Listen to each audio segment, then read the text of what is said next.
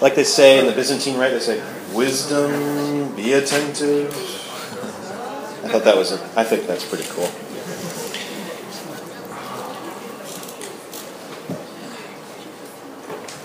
Get ready to be wowed by the amazing brilliance of Matt Siegel, who is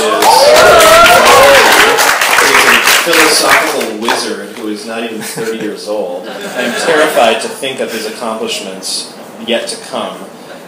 Theo, who's from the future, knows better than I do. Actually, you should be introducing him because you know all about the encyclopedia that he's going to edit. You know about the system of speculative metaphysics that is yet to come, and the whole new political theory. And we're going to get a taste of that right now under the title Emerson and Whitehead Towards a Transcendentalist Cosmopolitics. Wow, that sounds pretty deep. Everyone, please join me in welcoming the priceless Matt Siegel. Do you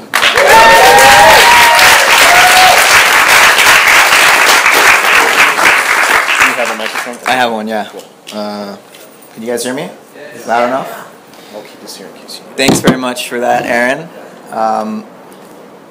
I'm going to talk about Emerson and Whitehead, not because I think they're identical thinkers, but because I think that there's some conflicts between their two centers of gravity, and I'm going to kind of try to construct, instead of a particle accelerator, a philosopher's accelerator, to collide them at high speed and see what fireworks are given off, and try to grab some of those fireworks and share them. Because really, I think there's a tension between at least the emphases that these two thinkers have in their thought.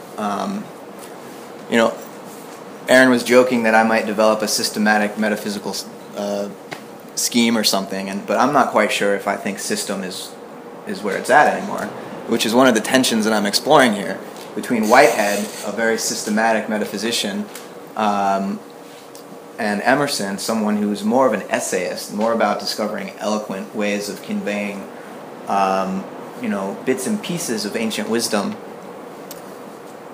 Whereas in the same essay, he'll often contradict himself several times. So he wasn't so much looking for systematic consistency, whereas Whitehead certainly was, though Whitehead wanted an open-ended system too that you could tinker with and hack, So the title, Towards a Transcendentalist Cosmopolitics, what I'm going to do is lead you through a sort of explication of each of these terms, transcendentalist and then cosmopolitics. So what is transcendentalism? Emerson is a transcendentalist, part of a transcendentalist movement in sort of the northeastern United States during the early to mid 1800s, and his transcendentalism was sort of received from, of course, the first one to use that term, Immanuel Kant, in Germany, right about 1781, when he published the Critique of Pure Reason. And I want to make a few distinctions between Kant's transcendentalism and what it became in America as it passed through the filter of Coleridge in England, and then across the Atlantic to America. For Kant, of course, he was trying to really limit human knowledge, and there was a sort of, a dualism at the heart of his approach to philosophy, where nature could only be an appearance for us that was kind of projected by the mind, or at least the mind can only know nature according to its own categories and its own forms of intuition. What nature was in itself, Kant wasn't willing to say. He said he had to limit our knowledge of nature in order to make room for faith, by which he meant to make room for freedom, immortality, these sort of guiding principles that give human life its special meaning.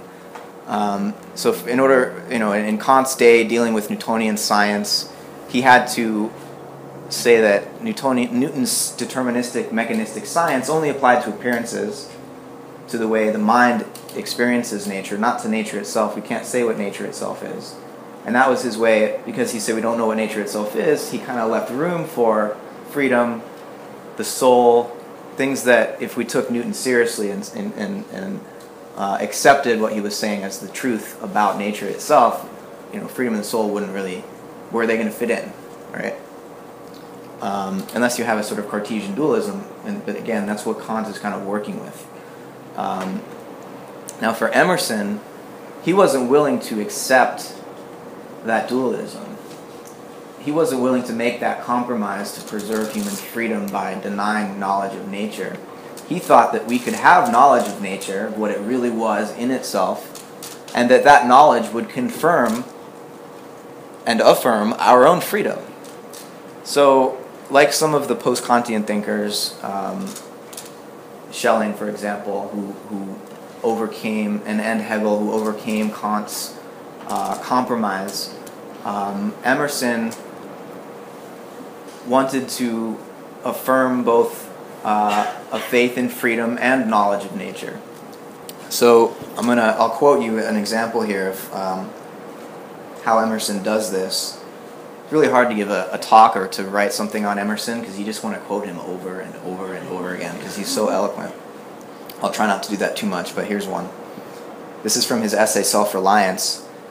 He says, "We first share the life by which things exist, and afterwards see them as appearances in nature, and forget that we have shared their cause." So we first share the life by which things exist, and afterwards see them as appearances in nature, and forget that we have shared their cause. So Kant kind of begins in that place of forgetfulness, where there's a mind reflecting on a nature that is separate from it. Whereas Emerson's trying to get us to remember the common root of both our mind, our reflection on nature, and nature's coming into appearance, nature's manifestation. Before nature appears to us and before we reflect on that appearance, there's a common sort of creative core that gives rise to both of us. And Emerson's trying to evoke an experience of that common root that Kant thought we couldn't experience.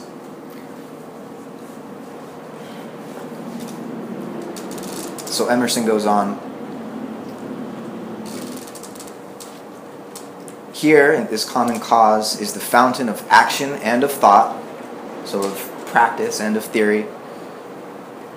"Here are the lungs of that inspiration which giveth man wisdom." Sorry about the pronouns here. He was a man of his time. He goes on, "We lie in the lap of immense intelligence, which makes us receivers of its truth and organs of its activity. Time and space are but physiological colors which the eye makes, but the soul is light. Where it is day. Where it was is night." So, whereas for Kant, in his transcendentalism, nature was just sort of this passive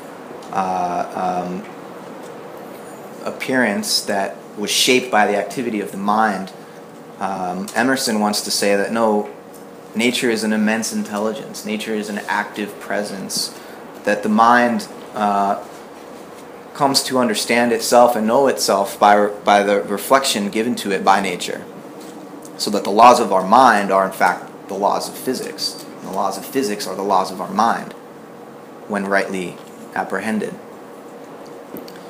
And I think if we're going to try to think towards a transcendentalist cosmopolitics, and I'll try to unpack that term next, we need to, one of the most important steps to take is to think of nature as not just a passive raw material to be shaped by the freedom of the human, but as itself active, creative, and we need to allow it to inform us so that we can discover ourselves. You know, Emerson says that to the extent that we lack knowledge of nature, we lack knowledge of ourselves. Right? So then, cosmopolitics. This is a term that I think it was first introduced. I mean, it's building on this notion of cosmopolitanism, but also distancing. the thinkers that developed the cosmopolitics, like Isabel Stengers, Bruno Latour, drawing on Alfred North Whitehead's work, they want to distinguish between cosmopolitics and cosmopolitan in the traditional sense that, for example, Kant would write about it, because cosmopolitanism tends to have this Eurocentric bias, takes colonialism for granted, and it wants a kind of universal humanity, but a universal humanity shaped by the understanding of what white European males think the human being should be. So it's, in the eyes of these later Whiteheadian thinkers working on this notion of cosmopolitics, we need a sort of not only post-colonial, but also a more ecologically sensitive cosmopolitanism or cosmopolitics, where instead of the political realm being reserved for human beings, as though that's our unique difference, that we can, because we have a free rational soul, we can organize ourselves into law-abiding political systems, whereas nature is just a deterministic mechanism.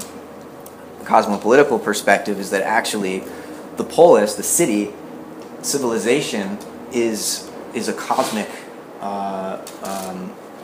manifestation, and if we're going to strive for a democracy, planetary democracy, that should include not just all human beings, but all of the other species of organisms that call this planet home. And this is an ideal that we're pretty far from realizing now. We don't even have democracy in the sense of humans yet. So, but I think in striving for this further inclusivity to include other beings, not just human beings, and not just other living beings either. Talking about living and so-called inanimate matter as well, because it's from the perspective of Whitehead, what we think of as just minerals, inanimate matter, has a kind of life. Maybe it's still a kind of it's proto. It hasn't fully blossomed yet, but it's potential life. Like, we came from minerals. The Earth was just a molten rock before life appeared, right? So life permeates through and through down to the most fundamental particles or events that compose the universe. So this is a challenge. This isn't something that we can realize tomorrow. This is something that if civilization has a future, it will be because we have taken on this challenge and really included the rest of the non-human cosmos in our own political thought and action. And I think that the modern scientific cosmology is an ally. When rightly interpreted, it's an ally in this project. Obviously, evolutionary theory prevents us from making any sort of sharp dichotomy between the human animal and other animals, other life forms. But also the evolutionary cosmology, the universe story, shows us that the universe is a historical event through and through. Usually, nature is thought of as fixed according to eternal laws, and then the human being appears and has its history, its gradual rise to more advanced forms of governance and more a container to express our freedom and whatnot. But what the cosmopolitical perspective is suggesting is that it's not just human beings that have history, it's not just human beings that make these sort of irreversible decisions that push the course of events in one direction rather than another. The whole universe is a series of these, contingent events that are irreversible and that lead to new forms of flourishing or to degradation. And that risk of the need to make decision on what to realize in the future has been here way before human beings, right? There's nothing necessary about the way the universe unfolded from someone like Whitehead's perspective. There are certain lures that are helping us along the way, but we have to recognize, I think, the historical contingency just like the human political sphere is full of contingencies, and we don't know what's going to happen tomorrow. Republicans could decide to shut down the government again in a couple months, and we're going to have to deal with that, right? We're in the middle of a climate change where our science can tell us that something's going wrong, but we don't exactly know how that will play out. The system is too complex. There are so many directions it could go. So part of cosmopolitics is historicizing nature and recognizing the contingency involved in this evolutionary process. And that society includes not just humans, but all other organisms, right? So not just landowning white males, not just all human beings, but a multitude of non-human living and non-living creatures as well. So I'm going to tease apart this term cosmopolitics a little bit more and ask two questions. First, what does cosmology have to teach politics, and what does politics have to teach cosmology? So first, what does cosmology have to teach politics? Just the other day I was reading the New York Review of Books, and the famed cosmologist Steven Weinberg had an essay that was about it was called What We Know and What We Don't Know, or something like that. And he was sort of giving the last 100 years of history of physics and the discovery of the expanding universe and the completion of the standard model of particle physics. And what he basically arrived at the end of his little essay was that the best theory we have going, at least as far as the mainline sort of materialist cosmologists are concerned, is this idea of the multiverse, that our Big Bang, what we can perceive in terms of the cosmic background radiation, is just one universe among a multitude of others, infinitely many other universes, and the only reason that the constants of our universe happen to be so finely tuned so as to make life and intelligent life possible is random chance, because we just happen to be in that one universe of an infinite multitude of other universes that led to life and intelligence. And this is the weak anthropic principle, it's called. So that the reason we're so astonished by the fact that these constants are so finely tuned is that we could only exist in a universe where the constants were exactly what they are. So from Weinberg's perspective, he has a sort of nihilist understanding of this, that it puts a certain limit on scientific knowledge, that we can't ever actually come up with a mathematical or physical reason why the constants should be what they are. They're just arbitrary, and we'll never know the reason why they happen to be what they are. There's no systematic perspective that could explain why the constants had to manifest this way, because from his perspective they didn't. It's just random. And he'll sort of have this humanist card that he'll pull out of his back pocket somehow and say, even though the universe is completely meaningless and random, we human beings appeared on the scene, and we have freedom and intelligence and love and art and culture, and we can, despite the fact that we don't have any reason why the universe should exist, we can, as human beings, as a human society, we can make our own meaning up and somehow, thrive that way. Whitehead certainly would disagree. Whitehead says in his book Modes of Thought, in every advancing civilization, the sense of sacredness arising from the inherent value and meaning of the universe has found vigorous expression. So in every advancing civilization, a sense of the meaning and value of the universe has found vigorous expression. But this sense tends to retire into a recessive factor in experience as each phase of civilization enters upon its decay. So what Weinberg is saying is, from Whitehead's perspective, evidence of the decay of our civilization. When human beings lose connection with the sacred ground of the universe, they no longer have a sense of orientation.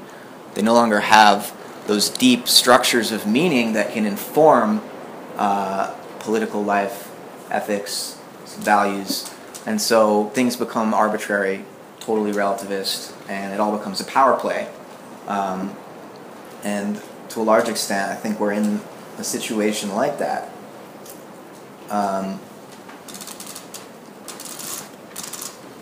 On the other hand, we're in a situation where power wins out, but from both Emerson and Whitehead's perspective,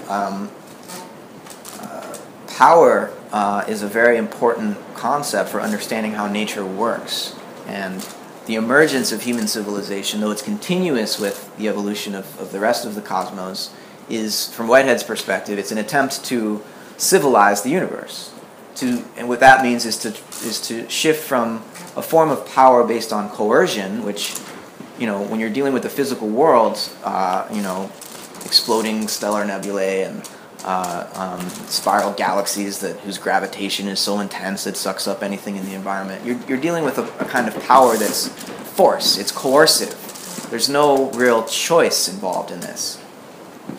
Whereas in human civilization, we like to think that we're gradually replacing coercion and force by persuasion and love, so that there's more of a chance for the freedom and creativity inherent in the universe to manifest itself in a way that's as cooperative and loving as possible.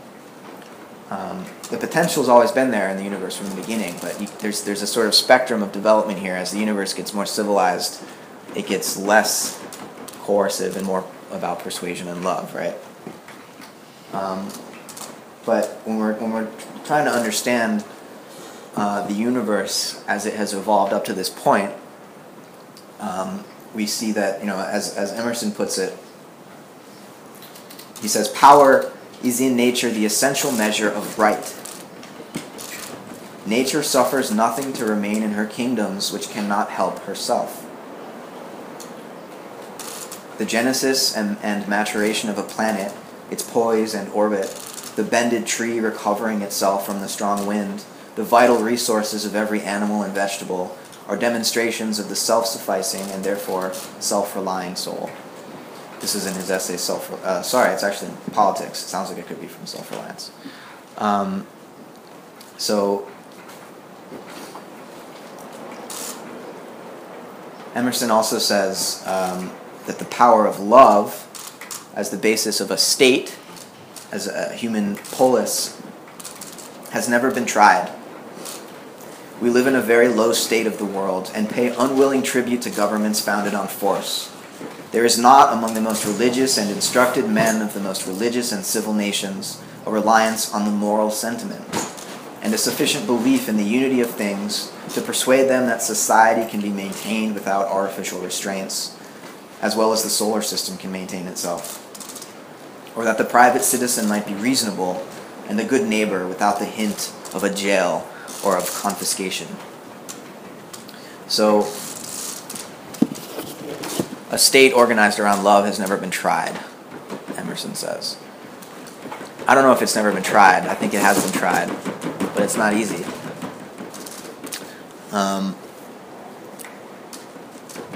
Because there's a lot of weight, the weight of tradition, and so many of the traditions of civilization have been founded on force and war. As soon as you had the first civilizations, the first cities, you had warfare as well, right?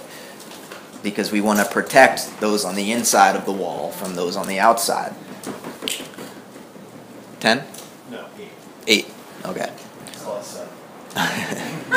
Let's call it 7.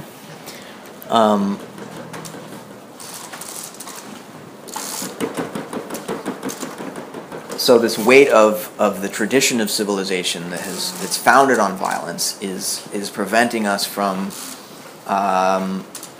stepping into where we'd all really like to be, which would be a civilization founded on freedom and love. That's the goal, ultimately. And there are a lot of conservative forces that prevent that type of reform from happening.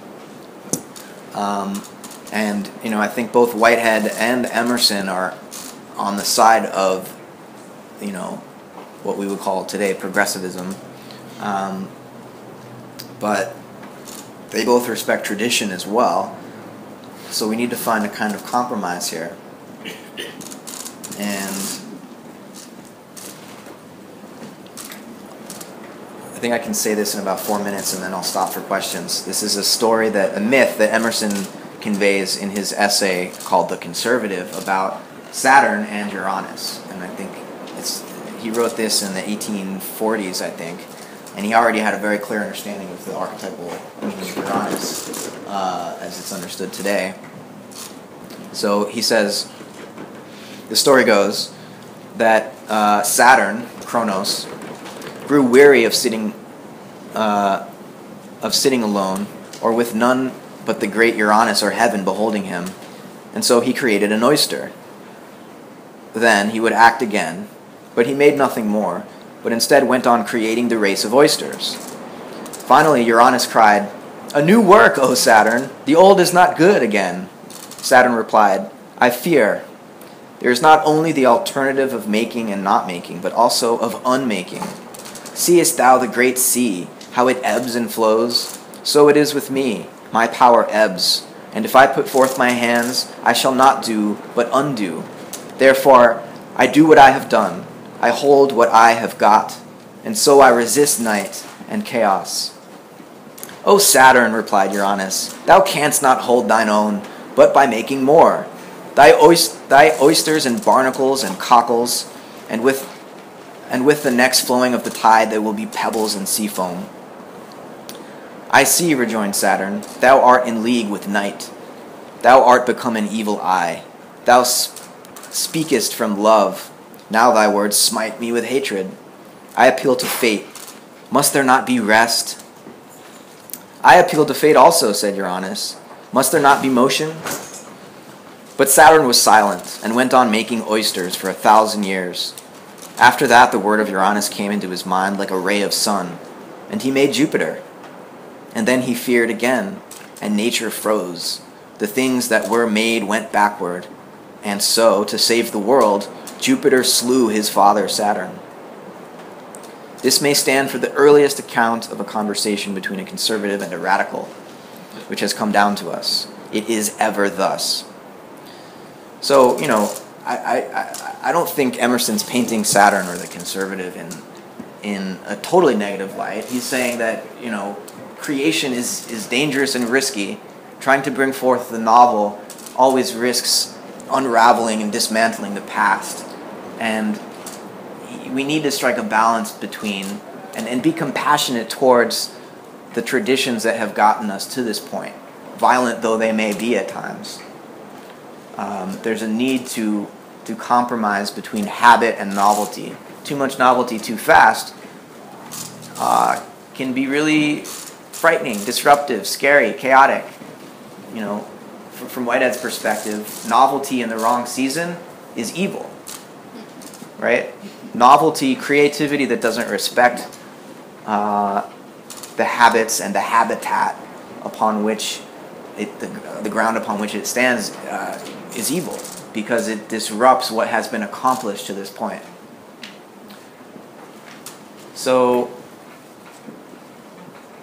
Whitehead and Emerson, what I want to leave you with, and hopefully there's 3 or 4 minutes for questions, is that they call upon people like us, scholars, thinkers, to not only reflect on how we'd like the world to be, but to act in the world in such a way as to make that our ideas manifest in a very similar way to what Max was conveying to us earlier. But that part of the activity that we can manifest as scholars is actually thinking. To the extent that we can remain thinking people in this particular era in history, we can avoid falling prey to various ideologies, various totalitarian ideologies. And from Emerson's perspective, who was certainly one who wanted to elevate the individual, he would mark a difference between, to think we need to be in solitude, but being in solitude is not being lonely and retreating into private life. Being in solitude means being with yourself. And only when you're with yourself can you actually think. And thinking in solitude prevents us from falling prey to the social inertia that would lead us to just zone out, watch TV, and eat potato chips on the couch. That's a sign of loneliness. That's not a sign of the kind of solitude that would make the condition possible for real thought. So thinking is a kind of action, and we as scholars should keep that in mind. So thank you. That's it.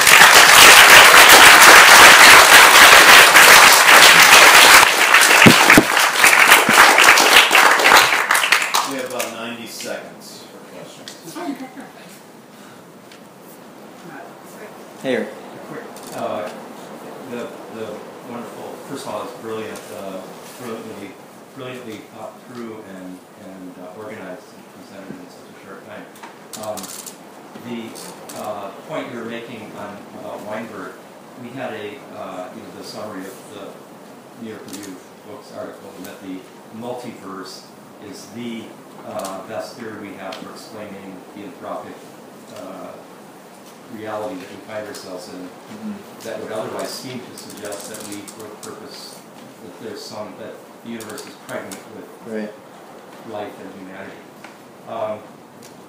We had this conference called the Cosmological Imagination at UCC put on about 10 years ago, and at it, in Brian's talk, we discussed at the very end this exact issue, and we were reflecting on how science, which is so committed to generally Occam's razor, like the minimum number of entities to explain a phenomenon. And in this case, it's willing to completely violate it in the most unlimited way in order to preserve this absolute assumption that there could be no purpose in the universe. It's a very interesting characterological distortion that permeates the whole. It's like who's projecting at this point, right? Like, exactly. There's anthropomorphism, but then there's mechanomorphism. Exactly. Which is another form of anthropocentrism, because it's saying only human beings have the capacity for purpose. Exactly. Yeah. Is that the same as the spiritual logic of late capitalism? Well, in some ways, I think that in order for, I agree with Theo, or with Max, and probably Theo too,